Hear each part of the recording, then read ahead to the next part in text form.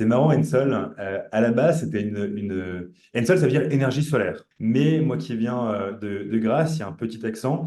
Ça veut dire aussi ensoleillé. Bonjour, je suis Oumi Ahmed Mikidash et vous écoutez le podcast Your Voice. Ce vendredi 24 mai a eu lieu la clôture de la 15e rencontre citoyenne à Marseille sur les énergies renouvelables. En parallèle, je me suis entretenu ce matin avec Paul de Préville, originaire de Grasse, dans le sud de la France. Il est cofondateur d'Ensol, une start-up spécialisée dans l'énergie solaire pour particuliers en France. Basée à Paris, Ensol déploie ses activités dans le sud de la France, dans la région Provence-Alpes-Côte d'Azur. Ensol envisage de lancer un site où de nombreuses entreprises spécialisées dans le solaire partageront leur expérience. Comparé aux autres pays européens, la France est en retard sur l'utilisation des énergies renouvelables. D'après le ministère de la Transition écologique, la France s'est fixé un objectif de 33% d'énergie produite à partir des sources renouvelables d'ici 2030. Le mix énergétique actuel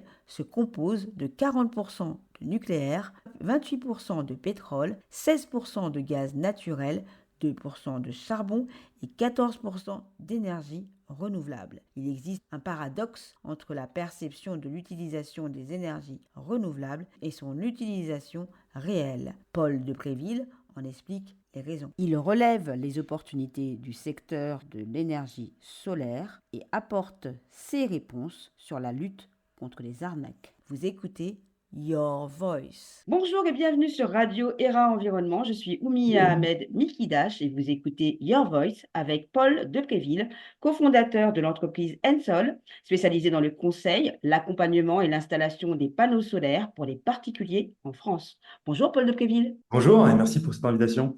Je vous en prie. Votre entreprise est une jeune entreprise créée en 2023. Comment vous est venue l'idée d'avoir une entreprise spécialisée dans le solaire? Avec Martin, mon associé, on voulait bosser dans la transition énergétique, être actif et pas subir ce qui se passait. Nous, on est persuadés et on sait que le solaire, c'est une énergie et une solution qui est formidable pour décarboner l'électricité des Français et aussi permettre de faire des sacrées économies.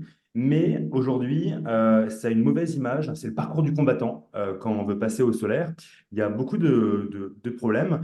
Et donc, on s'est dit, eh ben, on va réinventer totalement l'expérience pour aider à faire passer la France au solaire et accélérer la transition énergétique. Donc, c'est comme ça qu'on a décidé de lancer Ensol. Et quel est votre parcours? Alors moi, j'ai fait une université d'économie et pendant un peu plus de 10 ans, j'ai bossé dans la tech où j'avais monté une première société qui s'appelle YouShoot qui permettait de réserver des établissements pour des groupes, hein, des bars, des restaurants que j'avais revendus à un concurrent. Ensuite, j'ai bossé dans différentes entreprises de technologie et au bout d'un moment, je voulais rebosser, enfin, remonter une société. Et c'est là où j'ai rencontré Martin, qui est ingénieur en énergie, où on a brainstormé sur des idées dans la transition et on est tombé sur le solaire résidentiel. En fait, le résidentiel, c'est un rôle majeur à jouer dans la transition énergétique. C'est un quart de toute l'énergie qui est consommée en France. C'est aussi le principal gisement de production photovoltaïque en France. Donc, il y a beaucoup de choses à faire dans le résidentiel et dans le solaire. Je vois. Mais alors, vous dites que le solaire a mauvaise presse, a une transition difficile. Or, un colloque national sur le photovoltaïque aura lieu à Montpellier, le 30 mai prochain. La filière solaire photovoltaïque s'est fortement développée en France depuis 2009, oui, avec une hausse considérable en 2020. Et d'après le ministère de la Transition écologique, comment vous pouvez expliquer que le solaire a mauvaise presse, mais en même temps, il y a ce boom, et en même temps, il y a cette envie d'en parler? Alors, d'un côté, le solaire, c'est génial et c'est vrai que ça explose, entre guillemets, en France. Ça, c'est lié aux augmentations fortes du prix de l'électricité, notamment depuis la guerre en Ukraine. C'est ça qui va tirer la demande. Par contre, d'un autre côté, on est très en retard sur nos objectifs pour le mix énergétique, notamment pour passer enfin, une partie de l'énergie dans les énergies renouvelables, notamment le solaire. Et aujourd'hui, il y a 40% des Français qui ont peur des arnaques dans le solaire, car ça attire aussi beaucoup de mauvaises personnes. Les gens l'ont jamais fait. Donc, généralement, quand on l'a jamais fait, on ne comprend pas. C'est assez complexe. On entend tout et son contraire. C'est une industrie qui est relativement naissante. Donc il y a quand même pas mal de freins, malgré la demande qui est effectivement en forte progression. Donc vous, vous êtes basé à Paris, mais votre entreprise se déploie dans le sud, dans la région PACA. Ouais, tout à fait. Nos Et sièges sociaux est à Paris. Ouais, c'est là où il y a le bureau d'études énergétiques. à Nos Paris. ingénieurs à Paris. Par contre, on est basé en région. Nos entrepôts sont en région. Notre showroom et siège régional est à Aubagne, à côté de Marseille. Tous nos techniciens, bah, bien entendu, sont à côté des clients, comme les chargés de projet. Et alors, quelle approche vous adoptez pour convaincre les particuliers? Alors déjà, on a une approche totalement transparente hein, avec nos prix, nos simulations. On se déplace systématiquement chez chacun de nos clients de façon bah, à les rencontrer. Et nous, en fait, on fait deux choses. On n'est pas vraiment un installateur de panneaux solaires, même si c'est la base de bien installer. D'un côté, on va électrifier des foyers, on installe des panneaux solaires, des batteries, bientôt des bornes de recharge. On fait tout de A à Z, du dimensionnement, les aides, l'administratif, la pose. Et de l'autre côté, on aime bien dire que nous, notre chantier, il commence quand le chantier du client est fini. On a une application de suivi et notre but, notre mission, c'est d'accompagner chaque client à maximiser ses économies d'énergie avec des choses assez simples, bon, des rapports qu'on envoie tous les mois pour permettre à nos clients de maximiser leurs économies. Il y a des choses toutes bêtes qu'on peut faire pour mieux profiter de son énergie solaire, qui est une énergie qui est gratuite en journée, comme par exemple bah, faire ses machines en journée.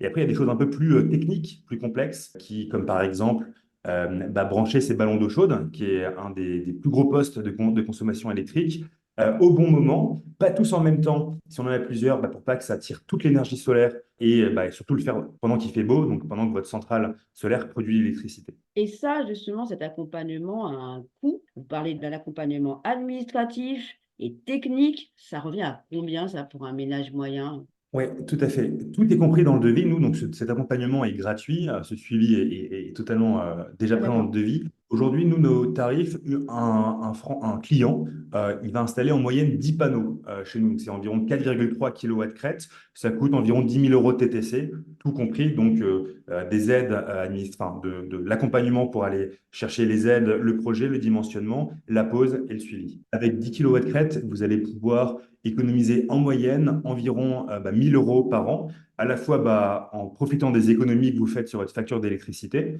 et aussi en revendant votre surplus d'électricité à EDF à un prix fixe sur 20 ans. Donc, vous avez souligné la hausse de l'électricité suite à la guerre en Ukraine. Comment aujourd'hui le citoyen lambda doit faire face aux arnaques? Il y a des choses, c'est pas facile, hein, mais il y a des choses évidentes. Il faut demander tout de suite le certificat RGE, l'assurance décennale, Qu'est-ce se que c'est? renseigner. Alors, le certificat RGE, c'est reconnu garant de l'environnement. C'est pour être certain qu'on va pouvoir toucher des aides. Si la société l'a pas, il n'y aura pas d'aide parce que c'est pas certifié par le gouvernement. Ensuite, l'assurance décennale, c'est pour être certain que mon technicien est assuré en cas de souci.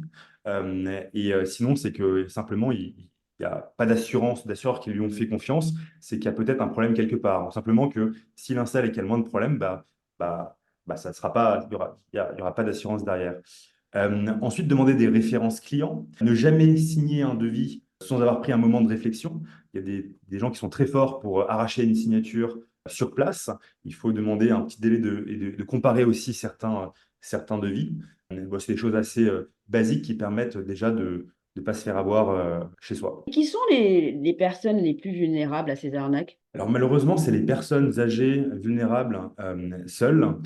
Aujourd'hui, c'est une cible de choix par bah, ces éco-délinquants. Il n'y en a pas que dans le solaire, il y en a aussi dans la rénovation énergétique, tout ce qui est pompe à chaleur à 1 euro, des choses comme ça. Oui, c'est malheureux d'abuser de la personne, de la gentillesse et de la fragilité de ces personnes. Et vous, quelle est l'approche que vous adoptez avec les personnes âgées? Nous, on fait les choses bien, on ne va pas arracher des signatures, on présente un projet. Ensuite, si la personne est intéressée, on serait ravi de l'accompagner. On sait aussi qu'on fait les choses bien. Donc déjà que nos prix bah, sont largement inférieurs à ce qui se fait en moyenne en France, pour un super rapport qualité-prix, et on installe nous-mêmes avec nos propres techniciens. Donc quoi qu'il arrive, la personne enfin, est sûre de faire un bon choix avec elle seule. Et si la personne n'a pas de financement ou n'a pas les moyens, on ne va pas arracher une signature coûte que coûte. Le but, nous, d'Ensol, c'est d'accompagner un client sur 30 ans, en fait, de maximiser ses économies d'énergie. Donc, notre cible, ce n'est pas forcément la personne âgée. Je vois. Donc vous êtes aussi sur la fidélisation sur du long terme. Je reviens sur le coût moyen. Le prix d'une installation de 10 panneaux, tout compris, est de 10 000 euros de TTC. 10 000 euros de TTC pour peu importe la surface de la maison, hein. C'est bien ça. Alors non, pour un 10 panneaux. Ensuite, On va dimensionner une centrale solaire en fonction de votre facture d'électricité, donc de vos besoins énergétiques. Et bien entendu, on va regarder aussi la place sur votre toit. S'il n'y a pas assez de place, ben, on va être contraint par la surface à l'installer il y aura un nombre au max de panneaux qu'on pourra installer. Nous, on installe de 3 kW crête à 36 kW crête. Bon, ça, c'est très rare, c'est plutôt pour le petit B2B. Mais en moyenne, les installations chez nos clients sont de 10 panneaux. Donc vous avez opté pour le résidentiel, c'est bien ça. La région PACA est connue pour être une région qui met en avant le solaire photovoltaïque, Oui. mais pas uniquement chez le citoyen lambda. Au niveau des entreprises, des bâtiments, même des appartements, comment vous, en tant que start-up, jeune réellement entreprise, parce que 2023, c'est il y a un an, comment vous vous Ouais. intégrez dans cette dynamique? Est-ce que vous voulez vous intégrer dans cette dynamique? Ouais, tout à fait. Nous, on est pleinement dans cette dynamique de faire passer la France au solaire, de la transition énergétique. On a choisi la région PACA. Déjà, moi, je viens de là. En fait, je suis né à Grasse. Donc, D'accord. enfin, c'est là où mes parents, ma famille. Donc, c'était un peu évident qu'on allait commencer. Les premiers clients, c'était mes voisins, c'était mes parents, mes amis. Euh, mais on a aussi choisi la région PACA pour des raisons plus évidentes et objectives. C'est la région la plus ensoleillée de France métropolitaine derrière la Corse. Mhm. C'est aussi une région où il y a énormément de résidences principales qui sont nos clients. Donc, il y a 1,3 million de foyers, de maisons individuelles en région PACA, ce qui est un gisement important à aller équiper. Et enfin, c'est un territoire qui émet beaucoup de CO2. Donc, c'est le sixième territoire qui émet le plus de CO2 en France. Donc, ces raisons nous ont poussé à commencer par la PACA. Ensuite, on a une ambition nationale, mais on veut faire les choses bien étape par étape. Et nous, nos clients aujourd'hui, en fait, on a une phrase chez Ensol, on dit qu'on y va maison par maison, rue par rue, village par village. Et c'est quelque chose qui est assez naturel. Vous voyez votre voisin, qui est assez social, vous voyez votre voisin qui est équipé, vous lui posez des questions. Est-ce que ça fonctionne? Est-ce que tu étais satisfait de l'entreprise qui t'a installé? Et c'est plutôt aussi simplement juste nos clients qui sont très satisfaits, qui montent leur application, qui montrent que ça fonctionne, qu'effectivement la Mm. facture, oh, je payais 150 euros par mois, maintenant je ne paye plus que 100 ou que 80 euros, donc que c'est rentable. Et c'est ça qui pousse de plus en plus de monde à nous contacter et à s'intéresser à l'énergie solaire. Vous n'avez pas répondu à ma question. Là, c'est plutôt le résidentiel. Qu'en est-il de Oui, l'entreprise, de l'industrie, de d'accord. tout ce qu'il y Alors, a au niveau de cette région? alors ça, Qui c'est des n'est, qui n'est marchés. pas en lien, qui n'est pas en lien avec le résidentiel, hein. Je parle des bâtiments, les écoles, surtout les écoles, Ouais, il y a les quelque chose anciens bâtiments aussi. Est-ce que c'est une idée qui vous intéresse tout à de vous fait. déployer Alors, dans l'industrie, dans le non, milieu de l'administration? c'est des marchés différents. Nous, Ensol, on veut devenir le leader du photovoltaïque résidentiel en France. Donc, c'est que pour les maisons individuelles. Ensuite, c'est extrêmement intéressant aussi pour les entreprises, pour l'administration, de passer aussi au solaire. Mais c'est des marchés différents. Avec, c'est pas aujourd'hui notre cible principale. On fait des petites entreprises. On a déjà équipé des entrepôts. On a déjà équipé une association à Grasse qui s'appelle l'Arche, qui accueille des personnes handicapées, qui n'est pas notre cœur de cible hein, parce que c'est des process très longs, plus compliqué, avec de l'administratif plus lourd, mais on le fait par opportunité, parce qu'on a équipé des clients qui eux-mêmes ont leurs entreprises, travaillent dans l'administration, qui ensuite viennent nous solliciter, mais aujourd'hui, c'est vraiment des marchés très différents. Je vois. Revenons sur l'aspect citoyen. Marseille Oui. reçoit aujourd'hui, depuis hier, hein, la rencontre citoyenne consacrée aux énergies renouvelables. Y avez-vous participé ou pas? Ou vous allez participer aujourd'hui, parce que ça se termine aujourd'hui? Non, on n'y participe malheureusement pas encore. Et que représente ce type de rencontre pour vous, si on vous invitait? Qu'est-ce que ça pourrait finalement représenter pour vous, si on vous invitait? Une opportunité de rencontrer des personnes qui font bouger les lignes, des décideurs politiques aussi. Le politique a énormément à jouer pour accélérer le passage au solaire, que ce soit pour les deux choses qui nous bloquent, nous, aujourd'hui, aussi à aller plus vite, c'est le parcours administratif. Il y a un casse-tête administratif en France qu'on n'a pas dans d'autres pays, par exemple en Europe. Il y a pas mal de choses qu'on pourrait simplifier pour faire que ce soit plus simple et plus rapide de passer au solaire. Aujourd'hui, il y a des PLU, il y a des zones ABF, il y a pardon, les plans locaux d'urbanisme, il y a les architectes de France, il y a Enedis, il y a beaucoup, beaucoup, beaucoup, beaucoup de paperasse à remplir et des dossiers à présenter pour simplement installer des panneaux solaires chez soi quand on n'embête personne, qui retardent les délais, qui y a des délais monstrueux, et parfois simplement les personnes se démotivent à passer au solaire.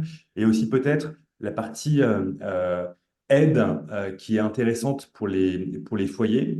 Nous, on est pour, chez Ensol, on prône pour la baisse de la TVA pour les énergies renouvelables, comme c'est en Allemagne, comme c'est en Suisse, simplement pour aider en fait, à un coup de pouce financier qui est important et qui permet justement d'accélérer cette décision, car c'est encore des prix quand même relativement élevés. On parle de plusieurs milliers d'euros pour passer au solaire. Aujourd'hui, on n'a pas encore accès, Ensol, à des décideurs politiques, même si on est membre de Enerplan, qui est le syndicat dans le photovoltaïque. C'est des sujets qui défendent.